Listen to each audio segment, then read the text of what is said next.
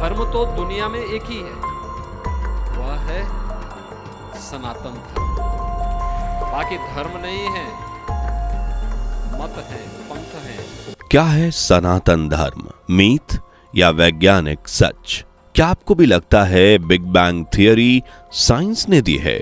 क्या है ऋग्वेद में लिखी वो बातें? क्या सच में सनातन धर्म विज्ञान से भी आगे है? वो 7 प्रूफ जो आपको ये मानने पर मजबूर कर देंगे कि नासा के कैलकुलेशन से भी ज्यादा तेज हमारा सनातन धर्म है। दोस्तों, बिग बैंग थियरी जो आपको किताबों में अक्सर पढ़ाई गई होगी, साथ ही ये भी रटा दिया गया होगा कि इसे इवेंट करने वाले थे जॉर्ज लेमेत्रे। लेकिन अगर आपने ग्रंथों को कभी ढंग से इत्मीनान से खोलकर देखा होता तो आपको समझ आता कि बिग बैंग थियरी ही नहीं बल्कि साइंटिफिक दुनिया की ऐसी कई चीजें जिसके नासा आज तक जिन्हें नहीं ढूंढ पाया, वो हमारे सनातन धर्म ने कई हजार वर्षों पहले ही बात एक्सप्लोर की थी।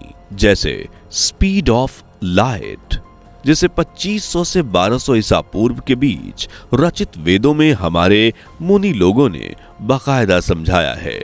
ये तो कुछ भी नहीं, आज की इस वीडियो में आप 7 ऐसे साइंटिफिक प्रूफ्स को जानेंगे जो हिंदू धर्म को दुनिया का सबसे एडवांस ज्ञान बनाते हैं। और सबसे शॉकिंग एक चीज के बारे में जानेंगे जिसका जवाब आज भी साइंस प्रूव नहीं कर पाया है।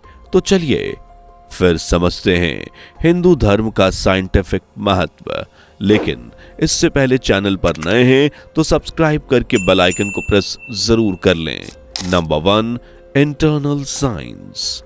दोस्तों, सनातन का मतलब होता है शाश्वत, यानी एक ऐसा धर्म जो पृथ्वी की शुरुआत से था और हमेशा बना रहेगा। यानी ये महज एक धर्म नहीं बल्कि कॉस्मिक ट्रूथ है जिसे चाहे जितनी भी मिटाने की कोशिश हो, लेकिन इसे मिटाना नामुमकिन है, क्योंकि इसमें धर्म के साथ साथ नेचर, यूनिवर्स, कॉन्शियसनेस और साइंस की गहरी जानकारी दबी हुई है, जो एक इंसान को नैतिक, आध्यात्मिक और वैज्ञानिक सिद्धांत पर चलने की राह दिखाता है। ये यूनिवर्सल नियम का एक रूल है जिसमें पंच तत्व के रूप पृथ्वी, जल, अग्नि, वायु और आकाश, आत्मा और ब्रह्म का कॉन्सेप्ट छुपा हुआ है। साथ ही वैदिक ब्रह्मांड विज्ञान के रूप में दर्ज वैदिक ग्रंथों का अमूल्य ज्ञान भी छुपा हुआ है, जिन्हें पढ़कर भारत में आए आक्रमणकारी ये भी समझ गए थे कि अगर ये ज्ञान इंसानों, खासकर हिंदुओं की आने वाली पीढ़ियों के हाथ लगा तो दुनिया में उन्हीं के नाम का डंका होगा। इसलिए नालंदा, तक्षशिला जैसी यूनिवर्सिटीज को आग के हवाले कर दिया गया। हालांकि वेदों का वो ज्ञान आज भी हमारे बीच है। नंबर 2, वेदों के ज्ञान को नासा ने भी मान लिया। वेदों की रचना आज से 2500 ईसा पूर्व से 1200 ईसा पूर्व के बीच में मानी जाती है। वेदों को लिखने वाले भारत के महान ऋषि थे जिन्हें मंत्र दृष्टा कहा जाता है। हालांकि वेदों का कॉम्प्लिकेशन एंड क्लासिफिकेशन ऋषि वेद व्यास जी द्वारा किया गया है। वेदों में सनातनी ऋषि मुनियों ने यूनिवर्स, आकाश गंगा, स्टार्स, खगोलीय पिंड और साइंस से जुड़ी ऐसी तमाम जानकारी लिखी है जिनमें से ज्यादातर का जवाब आज हमारी मॉडर्न साइंस और पढ़े लिखे वैज्ञानिकों के पास भी नहीं है। उदाहरण के लिए ऋग्वेद में स्पीड ऑफ लाइट का कॉन्सेप्ट दिया गया है। ऋग्वेद के अनुसार प्रकाश की गति 1,89,547 मील प्रति सेकंड है और यह कैलकुलेशन मॉडर्न साइंस की कैलकुलेशन से ऑलमोस्ट सेम बैठती है। आप खुद इमेजिन कीजिए, विदेशी वैज्ञानिकों ने दूरबीन, मॉडर्न मशीनरी, टेक्नोलॉजी के दम पर इतने सालों बाद ये प्रकाश की लाइट को सही रिवील किया, जबकि हमारे ऋषि जिनके पास ना दूरबीन थी ना मॉडर्न मशीनरीज, उन्होंने लगभग 6000 साल पहले ही स्पीड की गति को मेजर कर लिया था। अब आप खुद ही सोच सकते हैं कि सनातन धर्म साइंस से कितना आगे है। हालांकि अभी और भी बहुत से सबूत बाकी हैं, जैसे मंदिरों की बनावट। नंबर 3, हिंदू टेम्पल के पीछे साइंस। आज से कुछ सैकड़ों साल पहले मुगलों ने, खिलजियों ने, तुगलकों ने जमकर हिंदू मंदिरों को तोड़ा था, क्योंकि उन्हें शायद इन मंदिरों की बनावट के पीछे का राज नहीं पता था। पता भी कैसे होगा? इसके लिए भी ज्ञान की जरूरत होती है, जो शायद तब उनके पास नहीं था। पर आज ना सिर्फ दुनिया भर के लीडर्स बल्कि साइंस भी इस बात को मानता है कि हिंदू मंदिरों का स्ट्रक्चर एक ह्यूमन बॉडी का माइंड फ्रेश, एक्टिव और रिचार्ज करने के लिए एकदम सही जगह है, क्योंकि इन्हें साइंटिफिकली तैयार किया जाता है। असल में मंदिरों को पृथ्वी की मैग्नेटिक फील्ड पर डिजाइन किया जाता है। आपने ये भी बात नोटिस जरूर की होगी कि मंदिर का ऊपरी हिस्सा यानी छत हमेशा गुंबद की तरह होती है, लाइक अ पिरामिड। इसका शेप होता है, जिसके नीचे होता है गर्भगृह, जहां मूर्ति स्थापित होती है। साइंटिफिक नजरिए से देखें तो गर्भगृह को सेंटर ऑफ एनर्जी माना जाता है, जहां कॉपर और ग्रेनाइट के जरिए यूनिवर्स में मौजूद पॉजिटिव एनर्जी उस शिखर या गुंबद से होती हुई सबसे पहले गर्भगृह और फिर ट्रैवल करती हुई पूरे मंदिर में फैल जाती है। इसके अलावा मंदिरों में घंटियां भी होती हैं, जिन्हें बजाने से पूरे मंदिर में एक अलग ही वाइब और साउंड क्रिएट होता है। इसका रीजन भी है ये गुंबद ही, जिससे घंटी का साउंड टकराता है और फिर ट्रैवल करते हुए पूरे मंदिर में फैल जाता है। और ये बात हम नहीं बल्कि विज्ञान और सनातन धर्म दोनों कहते हैं।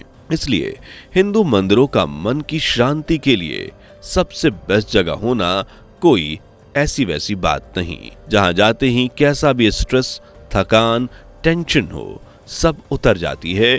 यानी हिंदू मंदिर वो स्थान है जहां ईश्वर की भक्ति भी होती है और बॉडी रिचार्ज भी। Number 4, yoga and chakra, brain और कॉन्सियसनेस एक्टिव एलिमेंट्स। ठीक इसी तरह योग और चक्र का कॉन्सेप्ट भी सिर्फ सनातन धर्म में दर्ज है, और से भी ब्रेन और कॉन्शियसनेस एक्टिवेशन के लिए बहुत जरूरी माना जाता है। अब तो मॉडर्न साइंस ने भी मेडिटेशन की पावर को समझा है, और वो मानता है कि योग और चक्र दोनों शरीर, मन और आत्मा को साथ लाने का काम करते हैं। चक्रों को बेसिकली एनर्जी के 7 केंद्रों के रूप में देखा जाता है, जो रीढ़ की हड्डियों के साथ मौजूद होते हैं। शरीर में एनर्जी को सर्कुलेट करने का काम करते हैं। इसके साथ साथ आपको बता दें कि जो रीढ़ की हड्डी होती है, अगर कोई व्यक्ति इन्हें अपनी जिंदगी का हिस्सा बनाता है और हर तरह की टेंशन, डिप्रेशन, मेंटल इशू से वो दूर होता है, क्योंकि रीढ़ की हड्डियों में ही छुपा है 7 चक्र, जिससे फोकस बढ़ता है। साथ ही ब्रेन वेव्स भी एक्टिव होते हैं। आपने देखा भी होगा कि अब मेडिटेशन को विदेशों में भी लोग अपना रहे हैं। ग्लोबल लेवल पर नेशनल योग डे सेलिब्रेट किया जा रहा है, क्योंकि ये मेंटल टू फिजिकल हेल्थ के लिए बहुत लाभदायक है। Number 5, Ayurveda, personalised medical science. इसी तरह आयुर्वेद को वैज्ञानिक दुनिया में पर्सनलाइज्ड मेडिकल साइंस की तरह माना जाता है। बेसिकली आयुर्वेद कहता है कि हर इंसान का वित्त, कफ अलग होता है, और ये कॉन्सेप्ट आज पर्सनलाइज्ड जीनोमिक्स से यूज हो रहा है। और जिस तुलसी, हल्दी, अश्वगंधा को आज आप समझ रहे हैं, उसकी इंपॉर्टेंस तो सनातन धर्म ना जाने कितने ही हजार साल पहले ही बता चुका है। आप मॉडर्न मैकेनिकल मेडिकल साइंस की कितनी भी दवाइयां उठाकर देख लीजिए, उनमें वो हर आयुर्वेदिक नुस्खा होगा जिसे हमारा सनातन धर्म सदियों से इस्तेमाल करता चला आ रहा है। नंबर 6, ब्रह्मांड और क्वांटम थियरी। चलिए अब आपको डीप साइंस से जुड़ी कुछ चीजें भी बताते हैं, जैसे कि बिग बैंग थियरी, जिसके बारे में हमने पहले भी बताया कि ऋग्वेद में इसके बारे में लिखा है। अगर फिर भी आपको कोई डाउट हो तो ऋग्वेद के नासादिया स्कुत को खोलिए और देखिए, आपको खुद ब खुद यकीन हो जाएगा। इसी तरह महाभारत और उपनिषद को अगर हमें ध्यान से पढ़ना हो तो वहीं भी मॉडर्न साइंस को पछाड़ती ऐसी कई बातों का जिक्र मिलेगा जिन पर शायद आपको यकीन ना हो, जैसे टाइम डायलेशन, जिसे मॉडर्न साइंस भले ही ठीक से आपको ना समझाए, लेकिन उपनिषद और पुराणों में भी टाइम डायलेशन के बारे में लिखा है। ये अलग अलग जगहों पर, अलग अलग क्षेत्रों में डिफरेंट दरों पर ट्रैवल करता है। पुराणों में अगर आपको कुदम्बी और रेवती की कहानियों को पढ़ेंगे तो उसमें दिखाया गया है कि कैसे अलग अलग समय पर टाइम अलग अलग स्पीड से ट्रैवल करता है, जिस वजह से पृथ्वी पर अलग अलग चेंजेस देखने को मिलते हैं। जैसे मौसम में परिवर्तन, कहीं दिन तो कहीं रात, कहीं धूप तो कहीं बारिश, एक्सेट्रा। इसी तरह महाभारत में भी टाइम डायलेशन को एक्सप्लेन किया गया है। बस फर्क इतना है कि वहां टर्म ये नहीं है जो हमें साइंस ने दिया। वहीं क्वांटम थ्योरी को भी अगर सनातन में ढूंढेंगे तो वर्ड्स भले ही अलग, लेकिन हिंदू ग्रंथ में यह थ्योरी भी दर्ज है। आपने भी सनातन धर्म के ब्रह्म कॉन्सेप्ट के बारे में तो सुना ही होगा, जो एक इंटरकनेक्टेड सोर्स है। ठीक इसी तरह फिजिक्स में क्वांटम फिजिक्स है, जहां से सभी फोर्सेस, सभी कण कनेक्टेड हैं। इसी तरह महाभारत और उपनिषद में पैरेलल वर्ड्स की भी जानकारी मिलती है, जिन्हें सनातन धर्म में लोकों के तौर पर कई पौराणिक कहानियों के जरिए लोगों के सामने रखा गया है। हिंदू ब्रह्मांड विज्ञान में कुल 14 लोकों का जिक्र किया गया है, जो एक ही यूनिवर्स का हिस्सा हैं। पर जरा इमेजिन कीजिए कि उस जमाने में जहां बिजली ठीक से नहीं हुआ करती थी, उस वक्त हमारे ऋषियों के पास इतना ज्ञान था, तो सनातन धर्म कितना ज्यादा एडवांस रहा होगा, जिन्होंने बिना किसी इक्विपमेंट के, भारी भरकम खर्चे के, हथियार, मशीनरीज के इतना सारा ज्ञान न सिर्फ इकट्ठा किया, बल्कि उसे वेद, पुराण, महाभारत, उपनिषदों जैसे तमाम हिंदू धार्मिक ग्रंथों में उकेर कर रख दिया, ताकि आने वाली पीढ़ियों को भी ये ज्ञान मिल सके। लेकिन बावजूद इसके आज हमारे भारत में ही कई ऐसे लोग हैं जो सनातन धर्म को नीचा दिखाने से परहेज नहीं करते। पर क्या ये सही है? इसका जवाब भी आपको सनातन धर्म और हमारे 7वें प्रूफ में देखने को मिलेगा। 7वां, सनातन फ्यूचर का सॉल्यूशन। देखिए, आज जो दुनिया है इसमें अनेकों धर्म मौजूद हैं। हर धर्म अपने आप को बेहतर बताने की होड़ में लगा हुआ है और इसके लिए दूसरे धर्म के लोगों को भी अपने साथ जोड़ने का काम कर रहा है। फिर इसके लिए चाहे जबरदस्ती का रास्ता ही क्यों ना इख्तियार करना पड़े। लेकिन वहीं सनातन धर्म कहता है सब बराबर हैं। असल में सनातन धर्म ने हमेशा कर्म, शांति, अहिंसा, ज्ञान को प्रमोट किया है। यह धर्म किसी भी तरह का दबाव डालने के सख्त खिलाफ है, बल्कि सनातनी हो या किसी और धर्म का, हर व्यक्ति को शांति के रास्ते पर चलने का ज्ञान देता है। हमेशा लोगों को नैतिक कर्म करने को कहता है और जितना हो सके दान पुण्य करने को कहता है, क्योंकि ये वो खुशी है, वो एहसास है जो बड़े से बड़ा खजाना भी हमारे मन को नहीं दिला सकता। कुल मिलाकर सनातन एक वैज्ञानिक सत्य है, जिसमें दर्ज हर चीज पर, चाहे वो मंदिर हो या त्योहार, साइंस की थियरी पर खरी उतरती है। अब आप सनातन को किस नजरिए से देखते हैं? अगर आपको भी लगता है कि सनातन धर्म सच में डिवाइन साइंस है, तो कमेंट में जय सनातन जरूर लिखें।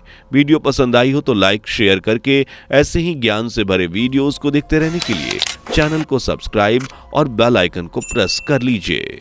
दोस्तों, आपको स्क्रीन पर 2 और वीडियोस दिखाई दे रही हैं, जिसे देखने के लिए स्क्रीन पर क्लिक करें।